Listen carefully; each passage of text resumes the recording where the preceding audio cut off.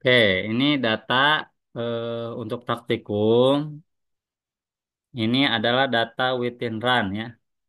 Within run. Within run itu KICE yang dilakukan satu kali jalan. Sehari beres gitu ya. Atau si pagi saja beres 20 kali langsung nih. Ya, 20 kali langsung. Jadi sudah ada 20 data. Nah, ini kontrol serum yang normal. Yang normal. Kalau yang ini yang level 2 itu patologis. Nah, nanti data ini akan saya kirim ke WA PJ ya. WA PJ nanti silakan dikerjakan mandiri sendiri ya, dikerjakan. Saya akan contohkan satu saja yaitu ALT di sini ya. Jadi yang ini saya contohkan satu saja. Nanti yang lain ini datanya kemarin sudah saya bagi 17 data kalau tidak salah ya. Pokoknya maksimum dua orang. Satu data itu dua orang. Ada normal, ada patologis. Ini level 2. Jadi kalau ini ALT-nya.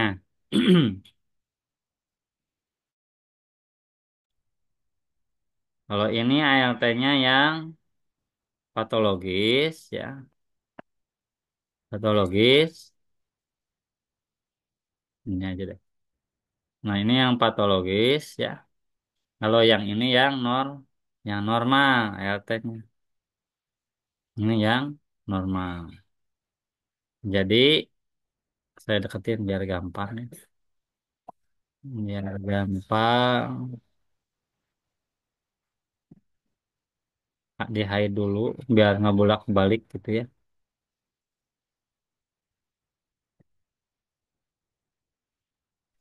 Nah, ini saya deketin bersebelahan. Oke, ini ada ALT ya, dua ALT. Yang satu normal, yang satu patologis. Ini kelihatan kadarnya yang normal sekitar 40-an ya, sekitar 39, 38, 40. Mendekati nilai target. Memang pada kondisi orang-orang sehat sekitar segini ya. Nah, kalau patologis ini 135 berarti tinggi berapa kali lipat tuh ya? 130, 40, 3 kali lipatnya ya. Berarti ciri sesuatu yang patologis itu lebih tinggi 3 kali lipatnya. Begitu ya. Jadi apa? Cara melihat ini normal atau patologis. Nah, kemudian setelah kita punya data, ini kan dua orang ya yang sekelompok. Nah, sekelompok itu ALT, misalkan absen satu dan 2. Berarti ALT no absen satu itu eh, normal ya, ngolah yang normal. Yang ini yang patologis. Nah, ini kan sudah ada datanya ya, sudah ada datanya. Nah, ini bisa dicek gitu ya, dihitung sendiri, dihitung ulang, benar atau salah. Nah, rumusnya sudah saya simpan sebagai contoh satu. Di sini pengertiannya dulu yang harus dicatat. Ini rata pabrik itu adalah target value atau target dari kit insert pabrik ya.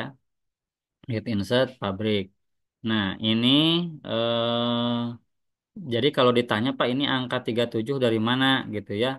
Ini angka dari kit insert target value pabrik atau brosur bahan kontrol. Nah, nilai target dari bahan kontrol, bukan dari reagen, bukan ya. Kalau saya pakai Humatrol ya berarti dari kit insert Humatrol. Kalau saya pakai pakai TrueLab itu produsennya Diasis ya. Bahan kontrolnya diberi merek TrueLab. Ada TrueLab N, ada TrueLab P. Ini N itu normal, P itu Pato. Nah, ini jadi jangan dirata-ratain kalau ini. Kalau ini memang dari sana ya, rata-rata milik pabrik. Nah, yang kita hitung yang ini, yang hijau ini ya, rata didapat. Nah, ini hasil rata. Jadi 20 data ini dirata-ratakan ya, dirata-ratakan. Kita kasih fungsi Sebetulnya 20 data dibagi 20 ya, ini dijumlahkan. Nah, tapi kita bisa pakai fungsi di Excel average atau rata-rata. Kemudian standar deviasi juga sama. Ini diklik aja. Sudah betul ya ngebloknya segini 20 data. Jangan ke blok yang ininya. Rata pabrik jangan ke blok. Nah, itu untuk standar deviasi. Kemudian untuk CV tinggal membagi, awas jangan ketukar. Untuk CV ini standar deviasi dibagi rata didapat, jangan rata pabrik, jangan. Tapi didapat yang baru dihitung itu. Nah, jadi jangan ketukar dikali 100. Itulah CV, coefficient of variance. Kemudian deviasi. Deviasi ini apa rumusnya? Deviasi rumusnya deviasi itu bias nama lainnya ya. Bias itu selisih rata-rata ya antara rata didapat dengan pabrik. Jangan ditukar ya. Pabrik dikurang rata-rata hitungan. Jangan. Ini harus jadi pengurang. Jadi jangan ketukar. Pabrik harus jadi pengurang. Jadi jangan salah. Jadi selalu nih sebentar ya. Jangan sampai terjadi kesalahan.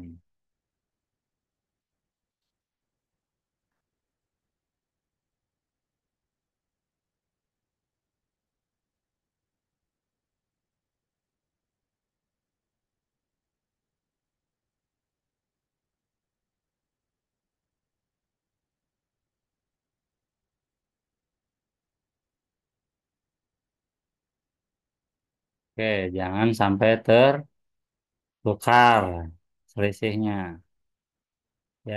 Jadi yang ini dari mana? Dari pabrik ya. Ini rata-rata dari pabrik atau target value namanya ya. Nah, kemudian yang ini nih deviasi ya.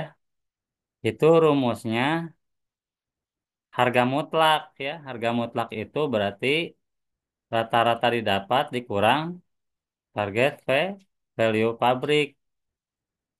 Ya, ini kenapa saya kasih garis dulu. Ini nilai mutlak, jadi minus plusnya jangan dipakai, harus diabaikan. Ya, ini dikasih nilai mutlak. Nah, yang ini. Pak, gimana kalau ini inakurasi? Nah, kalau inakurasi tinggal dibagi target pabrik. Kalau inakurasi yang ini ya. Inakurasi mah dalam persen, ya. Bias atau selisih rata-rata dalam persen. Ini dikurang ini, ya. Dibagi target pabrik kali 100 persen. Nah, gitu ya. Hitungnya jangan salah. Oke, kembali ke sini. Ya, jadi ini sudah betul ya yang biru ya atau rata didapat dikurang target pabrik. Kemudian yang mana ini? Inakurasi dalam persen tadi saya sudah sampaikan pengurangnya target value. Jadi ini dikurang ini. Tanda jangan lupa. Tanda ya. Ini kebetulan 38 dikurang 37 positif ya. Kebetulan. Nah, kalau tidak bagus Pak, nah hanya selisihnya minus. Kenapa selisihnya minus? Karena nggak pakai ABS ya, absolut. Tambahkan fungsi absolut. Jadi tidak akan ada selisih negatif ya, selisih negatif. Kemudian TEA ini dari mana? TEA, TEA dari mana? Total error allowable dari mana tuh? Ini TEA, TEA. Total error allowable ya. jumlah kesalahan total yang masih diperbolehkan. Jadi kalau kesalahan ini maksimal. Ya, kalau 20% ini dari CLSI. Nah, sebetulnya keseharian kita kalau di lab ini dari PME. PME ya. Kan kita ada PME kimia klinik setahun 2 kali biasanya ya. Bisa dari PDS, Patklin, bisa Biored. Biored juga dia memproduksi bahan untuk PME, bisa Labkesda. Jadi mana yang dari referensi, mana yang dari hitungan. Nah, ini sigma metrik 10 dari mana? Sigma metrik 10 dari mana? Ingat rumus sigma kemarin apa? Rumus sigma metrik TEA dikurang apa? Bi bias dibagi CV. Ya, berarti CV-nya yang mana? Ini biasnya inakurasi persen. Inakurasi itu nama lainnya persen bias. Nah, kalau TEA ini dalam persen ya. Ini dalam persen, 20% itu dalam persen, bukan U per L. Bukan dalam satuan ukur. Jadi kalau persen, persen semua. TA-nya dalam persen, biasnya juga dalam persen, ya yang ini. Terus CV-nya juga dalam persen. Nah, kalau semuanya dalam U per L, ya ininya jadi rumusnya rubah. TEA-nya harus dalam titik-titik U per L. Ya, jarang misalnya ya yang ngeluarin, makanya dibikin persen. Nah, kemudian sigma metrik masukin aja ya. TA-nya 20 dikurang berapa tuh biasnya? Persen inakurasi 3,6, 3,65 ya. Terus dibagi CV berapa CV-nya? 153. Ya, 1,53. 1,53. Kurang lebih 10 ya. Kurang lebih 10. Itu saya clear dulu ya. Ini ada rekamannya nanti saya kirim di grup ya. Grup PJ. Nah, ini jadi kita cek benar nggak rumusnya kayak gitu. Ya, B29 berarti ini kan TA tah. Ya, B29 ini 29 B kolom B tah ini ya. Dikurang inakurasi persen bias ini nama lainnya inakurasi itu bias. Dibagi B29. B29 mana? B26. Ini CV ya, udah cocok rumusnya. Berarti nilai sigmanya benar ini. Ya, sudah sampai situ saja praktikum hari ini. Ya, nanti minggu depan kita akan bahas sigma metrik segini itu maksudnya apa. Terus untuk keperluan QC harian atau keperluan QC di pelaksanaan kita jadi kayak gimana. Nah, kita bahas nanti ya, karena harus ada teori dulu ya. Ada teori QC dulu, yaitu ngitung QC dan eh, menerjemahkan nilai sigma 10 itu ke pasien. Jadi ini tuh kalau lebih dari 6 berarti nanti kicenya jeda 1.000 pasien. Jadi 1.000 pasien baru kice lagi. 1.000 pasien baru kice lagi. Nah, jadi untuk menentukan single rule atau multi rule. Terus kalau multi rule 2, 3 aturan atau 6 aturan atau 11 aturan. Nah, itu untuk menentukan rencana kice dari nilai sigma itu. Oke. Saya kerjakan juga yang lain seperti itu. Boleh di drag, Pak? Boleh. Tinggal ditarik aja. Tapi tetap harus cek and recheck ya data yang didapat. Jadi ini Excelnya saya akan kirim ke Anda ya. Jadi yang bagian ini di delete aja ya, yang delete ya. Karena itu salah ya bawaan dari soal. Nah, ini bisa dirapihkan oleh Anda ya sananya. Jadi Pak, ini gimana satu file aja di Google Sheet atau di apa? Nggak apa-apa. Yang penting saya bisa tahu kalau setiap orang mengerjakan, jadi kelihatan ya. Ini yang Within Run. Kalau Between Day nanti minggu ketiga ya. Minggu ketiga. Ini dulu saya gecek satu-satu ya. Kemudian Anda coba plot ya. Yang ini tuh normal dan patologis itu jet score-nya dilihat. Ini bagus gak kiceknya hariannya? Itu kapan kita plot? Kalau jelek nilai sigmanya ya. Misalkan ada pemeriksaan derek bilirubin jelek sigmanya T 0. Nah, itu coba dibuat grafik jet score ya. Kita lihat polanya. Oh, berarti reagennya rusak ini. Kalau pola Kice basicnya ya, Kice yang Lepigening atau kalau Lepigening ke jet score aja. Lepigening dia melihat satu-satu soalnya. Kalau jet score normal dan pato bisa dilihat sekaligus. Dia banyak melanggar aturan apa sih sebenarnya? Jadi kita akan perbaiki untuk sigma-sigma yang jelek ya.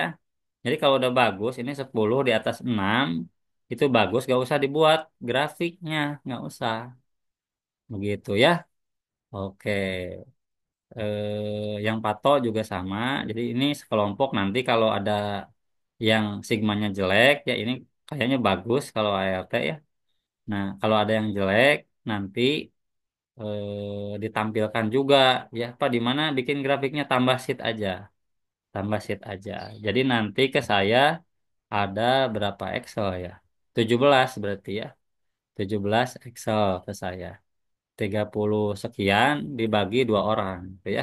Pak, kalau ada yang lebih gimana 3 orang? Boleh 3 orang. Ya, gitu ya. Nah, itu untuk praktikum kita hari ini. Saya kira nggak usah diterangkan lagi cara bikin jet score ya. Yang ini dengan yang ini nggak usah. Karena udah pernah. Tinggal klik kanan. Berarti nilai dikurang rata didapat. Ya, rata didapat. Itu pengurangnya. Kalau rata pabrik jangan dipakai lagi ya, rata pabrik. Nah, itu untuk menghitung jet score tuh SD-nya SD dari mana? SD-nya dari sini ya. SD didapat untuk melihat jet score-nya. Jet score dipakai untuk menelusuri sebetulnya kenapa sigmanya tidak di atas 3 ya kan menurut Kemenkes sigma itu harus di atas 3 nilainya. Kalau di bawah 3 namanya poor ya atau jelek ininya kicenya gitu. Oke, sudah jelas instruksinya?